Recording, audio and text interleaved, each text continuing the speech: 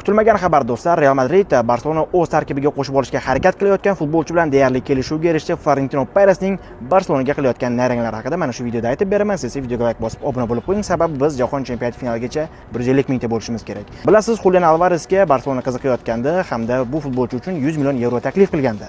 Florentino Perez Real Madrid prezidentligiga qayta saylanishdan avval muxlislarga va'da berdi. Agar men prezident bo'ladigan bo'lsam, 150 million yevroga dunyo darajasidagi Ronaldo va Kaka darajasida shov-shuv bo'ladigan transferni taklifni jo'nataman o'sha futbolchiga dedi. Va bu futbolchi kimligini aytmadi. Yakunda bu futbolchi Julian Alvares bo'lib chiqdi.